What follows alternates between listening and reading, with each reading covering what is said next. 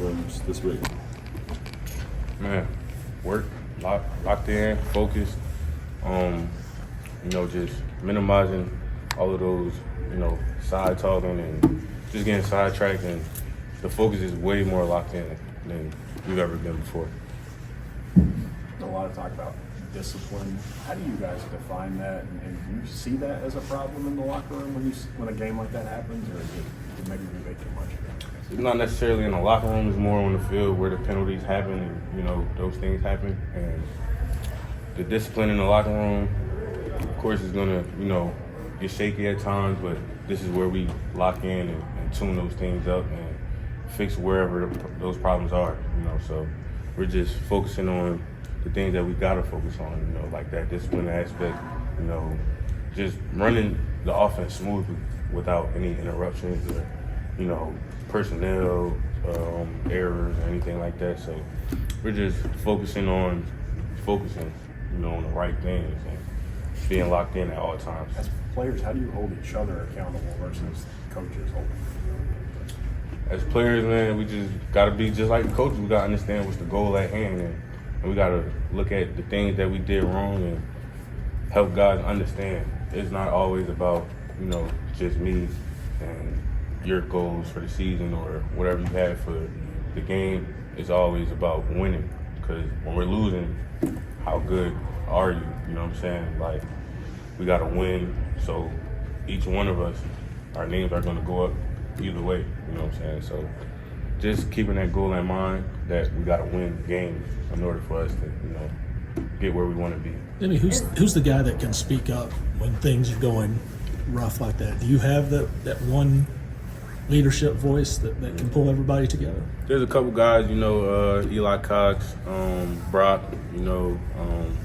me at times, different guys on the defensive side, Pop, just different guys just speak up. We all have like a shared leadership kind of thing going on. So it's not just one guy that we look to, because it's a team effort, you know what I'm saying, even with the leadership part of it. So it's more of a shared leadership. You guys tend to play well on the road. I know you've only been on the road once so far this year, which is kind of odd at this point in the season. But what is it about those road games that you guys do so well? Man, it's just having all the odds against us, knowing that the fans aren't going to like us, knowing that this team is going to, think that they're at home, so they have the advantage. So we're going in with that mindset, that underdog mindset, and it's just a different aspect, which is what we need to bring here at all times. Took 2 losses here, so it's just gotta stay focused, man.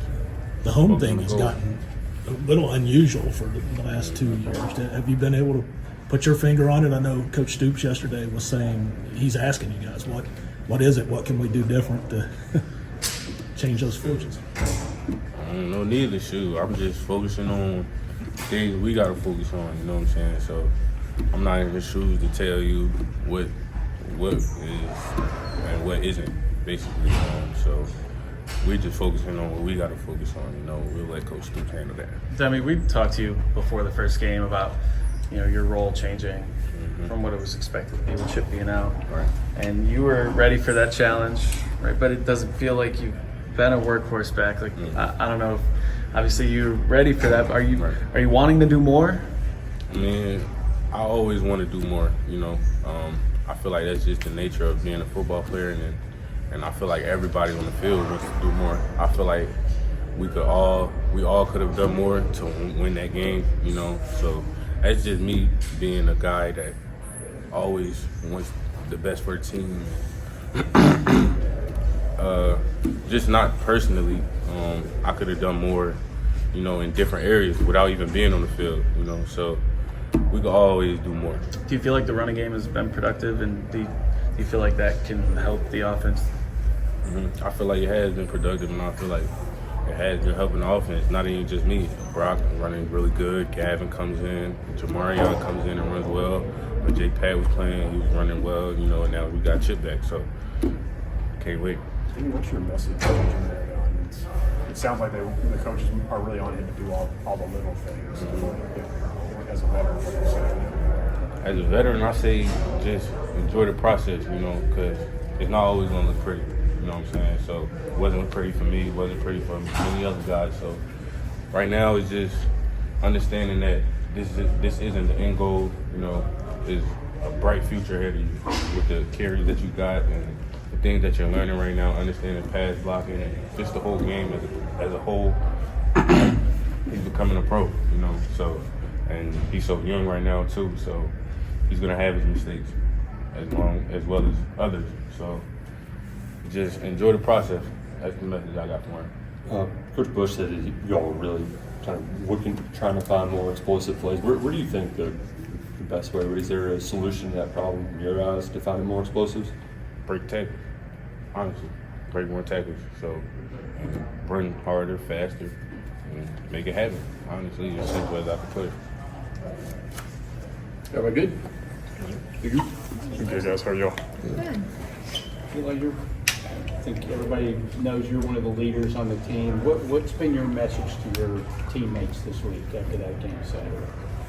Yeah, I think just preaching consistency and something that Coach Stoops harped on. You know, we brought in our leadership guy, Jason Cummins, that's in-house, and just talked about emotional control amongst the chaos. You know, Saturdays are a chaotic environment. The fans have been fantastic for us for the home games. I mean, can't thank them enough for the environment they've created here. And we need to feed off that, but also not let it take us past the whistle, where it creates those penalties that are shooting ourselves in the foot on both sides of the ball and not letting us finish drives on offense. So that's kind of been the message to the guys in the locker room, is to feed off that environment, to let those emotions be there, but in a healthy way, and not let it escalate past the whistle to those silly mistakes that you saw on Saturday. It's got to be a fine line, I would think, between playing, amped up and aggressive, that you have to play football, but also having that control.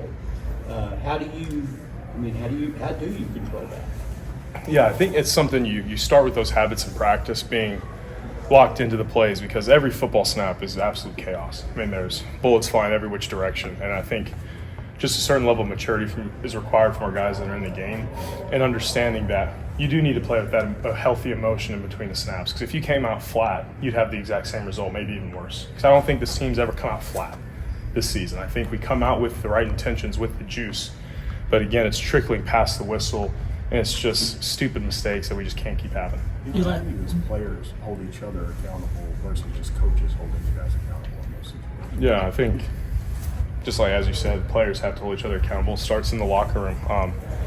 And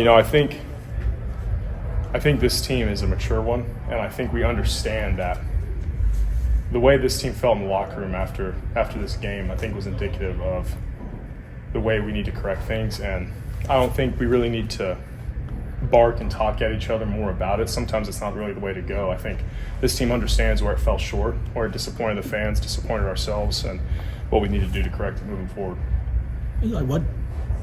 How do you think the dynamic here between the home games and the road games? It seems like you guys are more dialed in and disciplined and focused on the road than some of these recent home games the last 2 years. Yeah, it's definitely been a theme and something we've looked at, something I've talked to Coach Stoops about.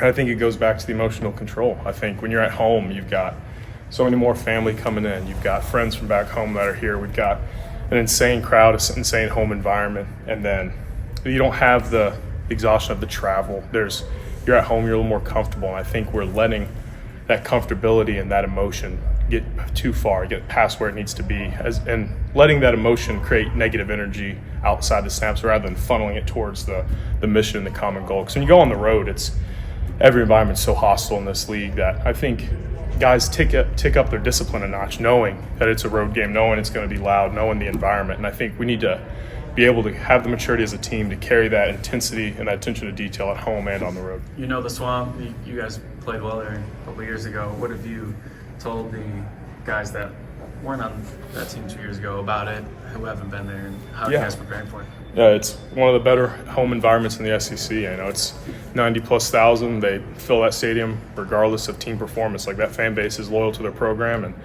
they're coming off a good game last week and a win the week before. So, it's going to be rocking down there as it usually is. It goes back to having that internal discipline, the emotional control, and that take your attention to detail up one more notch than you think you got. For the defense, what have they done well, especially as of late, where they've really seemed to kind of put the clamps in some of the recent opponents they've played? Yeah, I think their defensive fronts are pretty multiple. They're not just going to line up in the same look and let you attack it, play in and play out. They're going to stress your eyes, bring in different simulated pressures, things of that nature. And just I think their physicality and size on their interior is something that's helped stop teams in the interior run. So that's something, inside we've got to play well. They have two bigger guys, 88 and 99, we played against them last year, that are long, heavy guys that play with heavy hands on the inside. So just going to take good pad level, good hand placement, attention to detail to unlock that defense. Coach Stoops always says it's a different year, different team. But is there something about this team, that school, that gets you all in the right frame of mind for this game? Yeah, I just think in the SEC, well, I mean, I guess it used to be SEC East games, but, any team that you play year in and year out, there's always a little bit of animosity towards one another just because I've played those guys for years in a row now, same with Georgia. And you get to know them, you get to know each other's game, and it's always a fun and very physical football game, and so we really look forward to it. Coach Hamden mentioned to us that Cortland and Malachi maybe worked in a little bit more this week. Have you seen them kind of progress and show some good things? Yeah, I think Cortland, for the first time since he's been here, is 100% healthy. He's had a lingering hand and wrist deal, and so that's kind of set him back a little bit while he's here. And I know it's disappointed him because he feels he can be a better football player and contribute to this team. And so it's finally good to see him out there without a cast on his hand for the first time in like 2 years. So I know he's stoked. He's excited to be out there and contributing full speed, healthy, being able to use both hands. And Malachi's taken a big step forward since the end of fall camp. He's a kid that's local, loves his program, really cares about this program, and he tries to do things the right way, and he's gifted in a lot of ways with his size and his length. So just continuing for him to build on that consistency, which he started to do, it's been a good thing for us. What's been key in the running game, doing well, and what needs to happen for that to continue? I just think harping on physicality. The run game, especially in this league, is physical, and you have to be a physical offensive line unit that is a cohesive unit as well. Having just cohesive communication all against the movement, against the base looks, and just building those relationships with the guys, having time to bank those reps with one another, and then bringing the physicality, some of that's helped us. Coach Hamden talked about it once. You're okay, John. Coach Hamden about getting more explosive plays, and he says some defenses are playing softer, trying to contain those plays. What do you see from your vantage point? Are teams less aggressive on their pass rush? Are they dropping guys more to try to cut off those big plays, or do you see much difference from your vantage point? Yeah, I think any smart defensive coordinator, especially with the speed in this league, understands that you can't live giving up explosives, and they're smart. They're going to force you to play disciplined football for 12, 13, 14 different plays, and that's hard to sustain at times. So it's something we've got to get figured out, how we can create explosives in the pass game, even if they're dropping. How can we build those chunk plays? It might not be the 90-yard bombs over the top every time, but how can we get those 15, 20, even 30-yard chunk plays?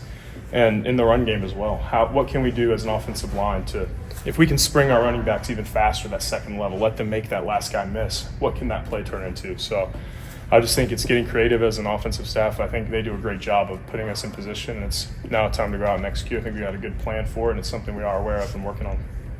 You all had that physical identity when you first came here that slipped a little bit by your all's own admission. Do you feel like it's back close to where it was then, and could you even lean in on it even harder these last 6 games of the season? I think it's on the right track.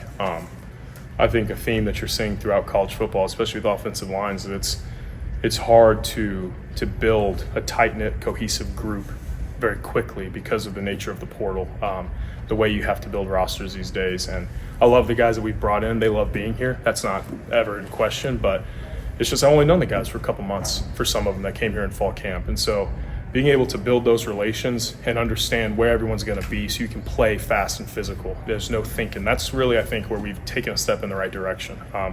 Guys are playing more free, cleaner eyes, and that allows you to be physical when you're not concerned about missing your assignment. I think that's something we're taking a step in the right direction, but something we're going to continue to push every day.